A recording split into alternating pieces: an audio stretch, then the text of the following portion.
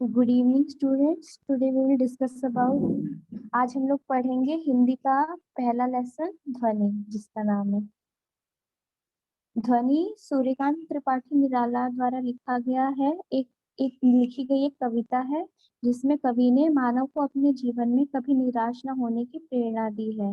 वे मानव जाति की को कठिनाइयों में भी आगे बढ़ते रहने को कह रहे हैं। वे इस कविता के द्वारा मानव के अंदर जोश संचार करने का प्रयास कर रहे हैं। तो आइए चलिए पहले सूर्यकांत त्रिपाठी निराला के बारे में थोड़ा बहुत जानते हैं। हिंदी के पुरोधा कवि सूर्यकांत त्रिपाठी निराला को बसंत बेहद प्रिय था, इसलिए वे अपना जन्मदिन उसी में मनाते थे और उनकी अत्यधिक रचनाएं वसंत ऋतु के ऊपर ही लिखी गई थी। उन्होंने अनेक कविताएं लिखी थी वसंत ऋतु के ऊपर।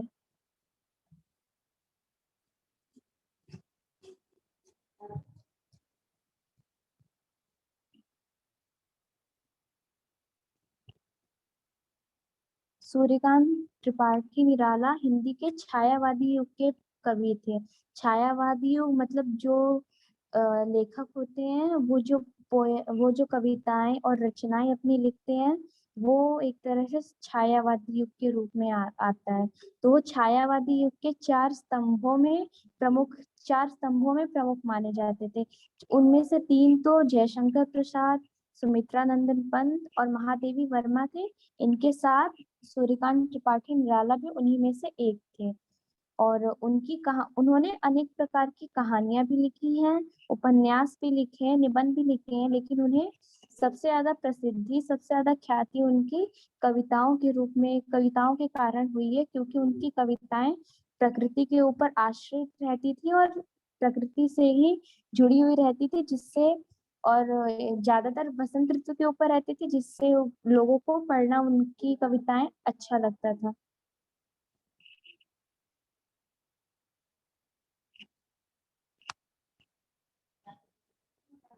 सूर्यकांत, अब इनका जीवन परिचय एक बार पढ़ लेते हैं। सूर्यकांत त्रिपाठी निराला का जन्म जीवन काल 1899 से 1961 तक रहा था। उनकी रचनाओं में क्रांति, विद्रोह और प्रेम की उपस्थिति देखने को मिलती है। और उनका जन्म कवियों की जन्मभूमि यानी बंगाल में हुआ था। पश्चिम बंगाल में तो ज्यादातर कवि, बहुत अच्छे अच्छे पश्चिम बंगाल से कवि निकले हैं, तो इसलिए कवियों की जन्मभूमि बंगाल को कहते हैं और उनका जन्म वहीं हुआ था। अनामिका, परिमल, गीतिका आदि उनकी प्रसिद्ध कविताएं हैं।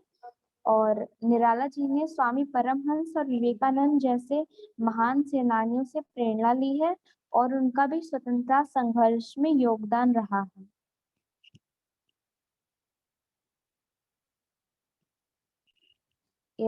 एक लेखक के साथ साथ वे एक स्वतंत्रता सेनानी भी थे, और उन्होंने उसमें भी अनेक प्रकार से अपना योगदान दिया है लोगों में क्रांति और विद्रोह लाने की वजह से। अपनी रचनाओं से वो क्रांति और विद्रोह लाते थे, जिससे लोग उत्साहित होते थे।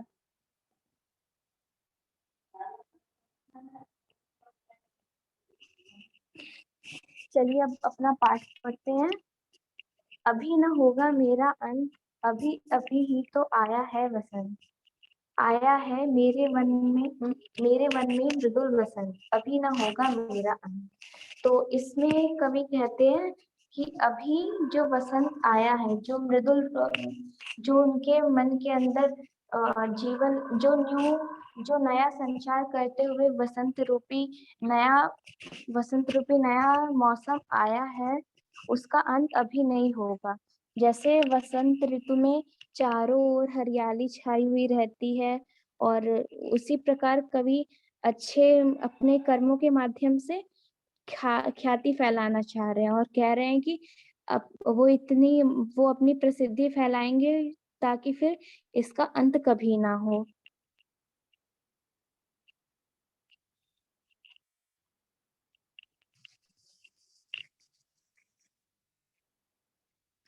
इसमें कठिन शब्द हो गया अंत, जिसका मतलब है समाप्ति। मृदुल मतलब कोमल। वसंत मीन्स फूल खिलने की ऋतु। वसंत ऋतु सबको पता ही है।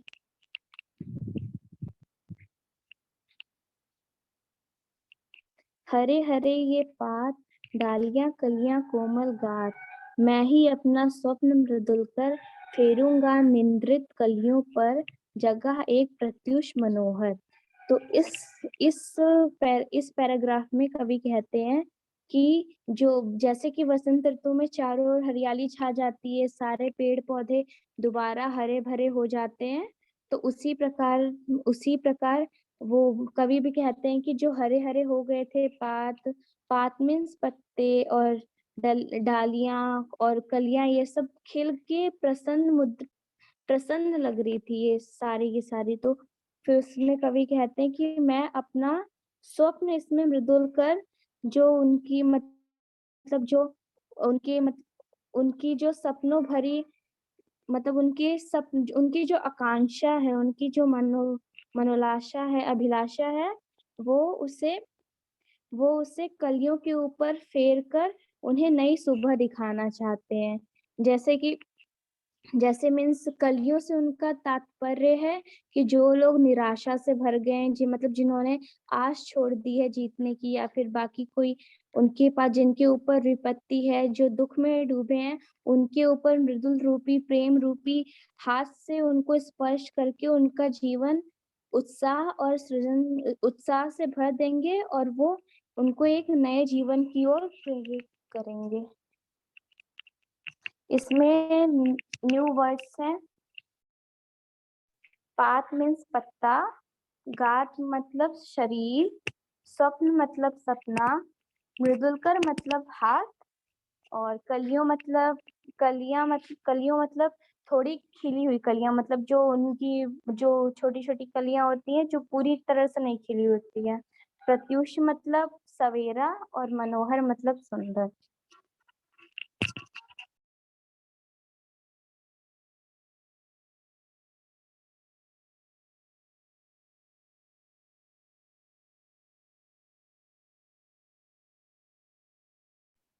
पुष्प पुष्प से तंद्रा रस लालसा खींच लूंगा मैं, अपने नव जीवन का अमृत सहर्ष सींच दूंगा मैं, द्वार दिखा दूंगा फिर उनको, है मेरे वो जहां अनंत, अभी न होगा मेरा अंत। तो इसमें इस स्टैंजा में कवि कहते हैं कि प्रत्येक जो इस कविता में कवि कहते हैं कि जो प्रत्येक पुष्प है, जो आलस्य से भरे हैं, जो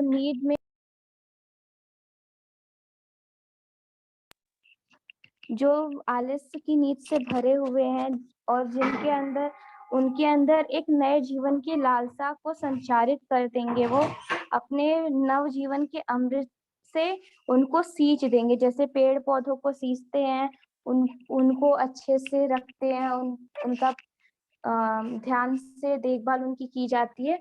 उसी प्रकार कवि कह रहे हैं कि वे अच्छे से मतलब हर्ष का खुशी के साथ उन पेड़ पौधों को सींच देंगे, और उनको उनको मतलब पेड़ पौधों जैसे वो यहाँ पे कलियों से मनुष्यों को मनुष्यों को कह रहे हैं, तो उसी प्रकार वो ऐसे पेड़ पौधों के रूप में मनुष्य का नवजीवन संचारित कर देंगे। और फिर वो कहते हैं कि मैं द्वार दिखा दूंगा सबको अनंत खुशियों का, मतलब सबको एक नए जीवन में संचारित करके सबको नई खुशियों का मार्ग दिखा देंगे, वो जहाँ पे हर इंसान हर मानव सुखी पूर्वक और खुशी पूर्वक रहे। और फिर वो कहते हैं कि ऐसे जगह का सबको मार्ग दिखा दूंगा जहाँ कभी जो हमेशा अनंत रहेगा, मतलब जिसकी कोई जिसका अंत ही नहीं होगा। तो तब फिर उसके बाद अगर उसका अंत नहीं होगा, तो फिर तभी उससे उसके उपलक्ष्य में उसके उसके साथ कवि कहते हैं कि इसी प्रकार उनका अंत नहीं होगा, जब उनका वो अनंत खुशियों का और अनंत इच्छाओं का मार्ग सबको दिखा देंगे, मनुष्य को दिखा देंगे, उनको उनका जीवन शांति और संतुष्टि से भर देंगे। तो फिर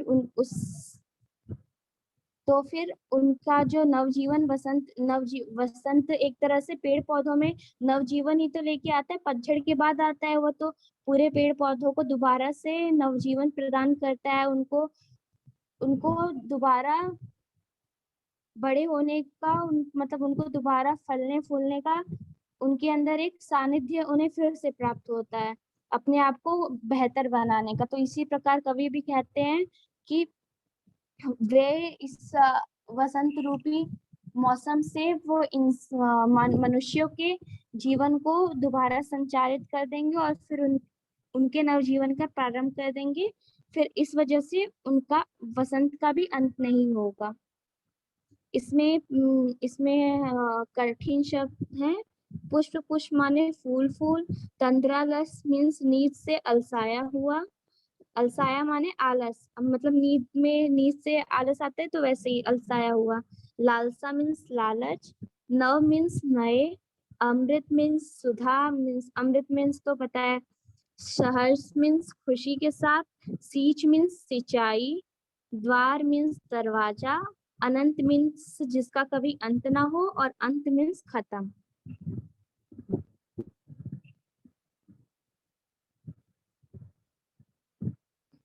और इसमें मतलब बुक में पूर्ण कविता नहीं दी है, तो इसमें आगे ये है।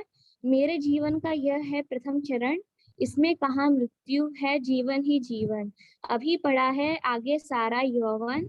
स्वर किरण कल्लोलों पर बहता रे बालक मन।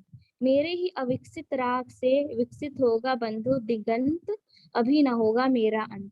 तो इसमें कवि कहते हैं कि अभी तो ये उनके जीवन का प्रथम चरण चल रहा है, तो इसमें इतनी जल्दी अंत तो होगा नहीं उनका, इसमें मृत्यु कहाँ से आ गई। अभी तो जीवन ही जीवन बाकी है, अभी पड़ा है आगे सारा यौवन, मतलब सारी सुंदरता अभी तुम्हारी आगे बाकी है। अभी तो बस प्रारंभ हुआ है, अभी आरंभ हुआ है, इतनी जल्दी अंत थोड़ी ना होगा आरंभ हुआ है तो। और फिर उसके बाद फिर कहते हैं कि स्वर्ण किरणों से उनका जो मतलब जैसे बालकों का मन होता है वो बहुत चंचल होता है, बहुत मतलब बहुत सारे क्वेश्चंस, बहुत सारे प्रश्न रहते हैं उनके मन में। तो उसी प्रकार और बहुत उत्साहित, जैसे बच्चों के अंदर अलग तेज होता है ना, बहुत मतलब हर चीज में उत्साह के साथ वो भाग लेते हैं हर प्रतियोगिता में। तो उसी प्रकार कवि कहते हैं कि अभी तो किरणों से अभी आगे बहुत सारी चीजें करनी बाकी है। अभी मन तो मेरा बालकों जैसा ही है, क्योंकि अभी तो उनके अनुसार तो अभी प्रारंभ हुआ था। और फिर नेक्स्ट स्टैंजा में कवि कहते हैं मेरे ही अविकसित राग से विकसित होगा बंधु दिगंत।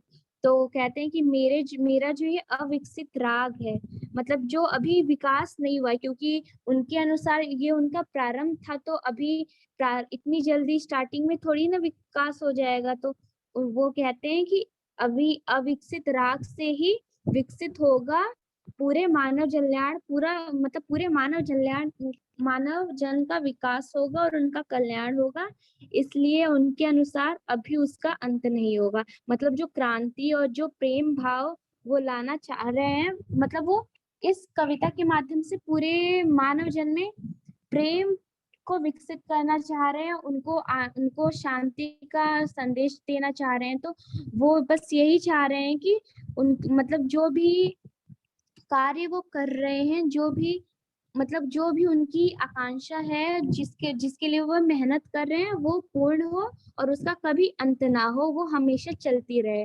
जैसे कि मान लो, जैसे कि अगर शांति है तो शांति तो हर टाइम होनी चाहिए, हमें हिंसा नहीं करना चाहिए, हमेशा शांति से अपनी बातें सबके सामने प्रकट प्रकट करनी चाहिए। तो यही है एक तरह से। तो फिर इसलिए कवि कहते हैं कि उनका मतलब बसंत का अंत नहीं होना चाहिए।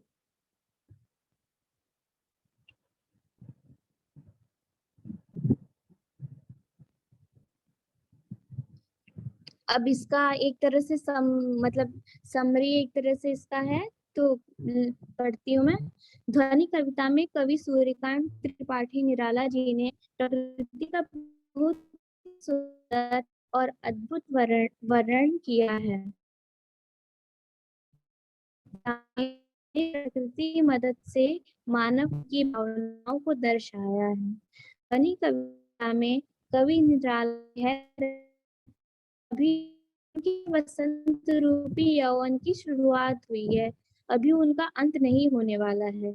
प्रकृति के बारे में बताते हुए कवि कहते हैं कि हर तरफ हरियाली छाई है और पौधों पर खिलबातें कर रहे हैं।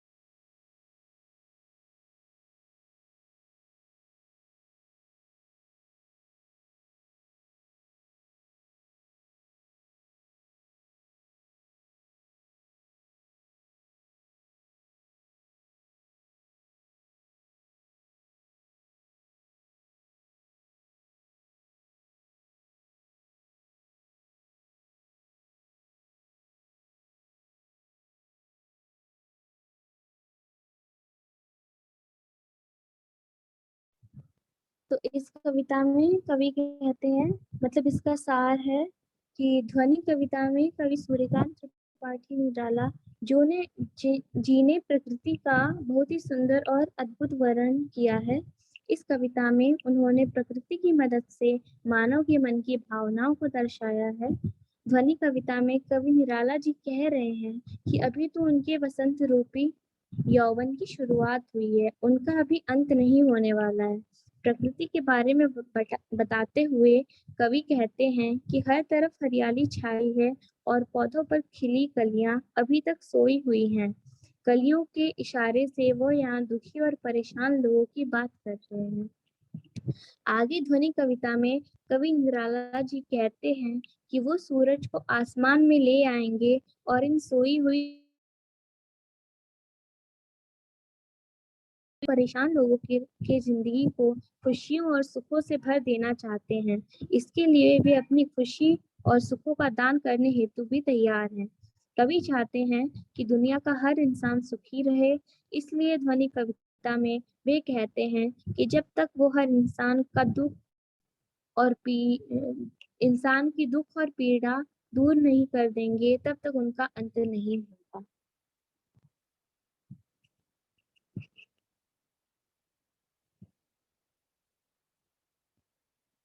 विशेष मतलब इसमें विशेषकर क्या, मतलब क्या दर्शाया गया है उसका है, अगर दार्शनिक तौर पर देखा जाए तो वसंत का कभी अंत नहीं होता है, बल्कि वसंत वसंत तो एक शुरुआत होती है। वसंत में खिले फूलों आगे चलकर फल बनते हैं। वे फल सभी जीव जंतुओं को भोजन देकर खुशियां बांटते हैं। आखिर में उन्हीं फलों से बीज तैयार होते हैं और एक नई पीढ़ी की शुरुआत होती है। इसलिए वसंत बार बार ये कह रहा है कि इसका कभी अंत नहीं होगा। मतलब वसंत का बस यहाँ पे वसंत को इसलिए लिया है क्योंकि वसंत हमेशा नव जीवन का निर्माण करता है, हमेशा एक नए तौर पे उसे बनाता है। हमेशा नव अंकुर वसंत ऋतु में ही खिलते हैं और हमेशा नई चीजें वसंत में ही होती हैं, इसलिए यहाँ पे वसंत ऋतु को ज्यादा महत्व दिया गया है, वसंत ऋतु को ज्यादा महत्वपूर्ण बताया गया है।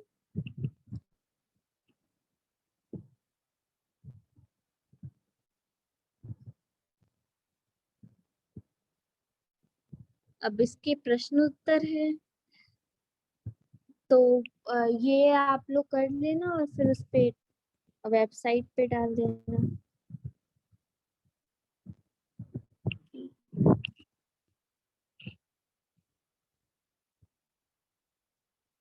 Thank you. चलो।